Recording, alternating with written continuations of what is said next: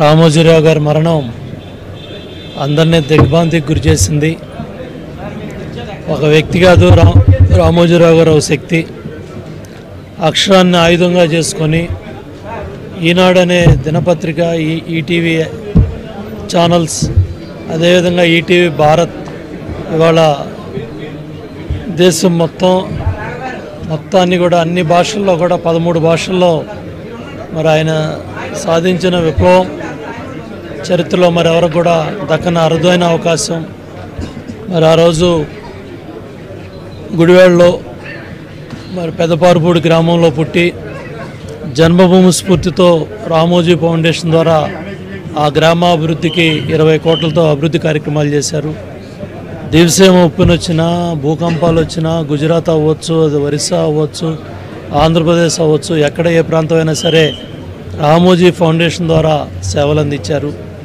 మరి ఆయన 26 ఏళ్ల వయసుకే మార్గదర్శి అనేది ఇవాళ 7,000 కోట్ల టర్నోవర్తో 25,000 మంది ఉద్యోగస్తులతో లక్షలాది మంది కుటుంబాల్లో మార్గదర్శి చిట్ ఫండ్ ఎర్ర డైరీ అనేది, ఆ చిట్ ఫండ్ బుక్ అనేది సామాన్య పేద మధ్యతరగతి కుటుంబాల్లో మార్గదర్శి పొదుపు ద్వారా ఎన్నో పేద కుటుంబాలు పిల్లల చదువుల కోసం కావచ్చు, పెళ్ళిళ్ళ కోసం కావచ్చు, వాళ్ళ ఆర్థిక అవసరాల కోసం కావచ్చు, మార్గదర్శి అనేది ఎంతోమంది జీవితాల్లో వెలుగునిచ్చింది. అట్లాగే 50 ఏళ్ళు ఒకప్పుడు దినపత్రిక అంటే షాప్కి వెళ్ళో దుకాణానికి వెళ్ళి చదువుకునే పరిస్థితుల్లో 1974లో ఆయన విశాఖపట్నంలో డాల్ఫిన్ హోటల్స్ అక్కడ మరి ఆతిథ్య రంగంలో కూడా ఆయన ఉన్నారు. ఆ ఈనాడు పత్రిక విశాఖ తీరంలో ప్రారంభమైంది.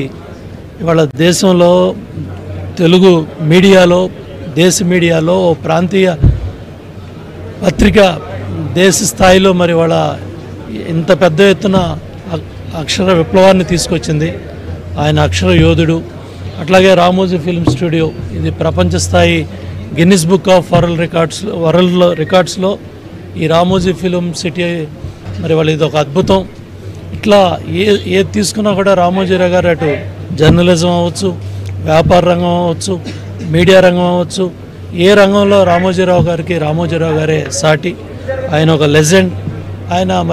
ఆయన్ని కలిసి మాట్లాడే అదృష్టం కూడా ఎప్పుడు మాకు ఉండేది. ఆయన ఇచ్చే సలహాలు కానీ, సూచనలు కానీ దేశం పట్ల, సమాజం పట్ల, జాతి పట్ల, అట్లాగే భాష పట్ల ఆయనకున్న అభిమానం, తెలుగు భాష పట్ల కానీ ఆయన మాట్లాడే ప్రతి మాట కూడా తెలుగు భాషలో ఎన్నో అర్థాలు మనకిచ్చేయి. ఆయన ఎంతో స్ఫూర్తిదాయకంగా మా అందరికీ ఎన్నో సలహాలు, సూచనలు ఇచ్చారు. మాతృభూమి అట్లాగే జన్మభూమి స్ఫూర్తితో చివరి రోజుల్లో కూడా 4వ తారీఖు కూడా ఎన్నికల సమీక్షలో ఆ ఫలితాలను కూడా చూసుకున్న గొప్ప యోధుడు ఆయన. ఎంతో పోరాట పటిమ కలిగిన ఆ వయసులో అందరం కూడా స్ఫూర్తి తీసుకోవాలి.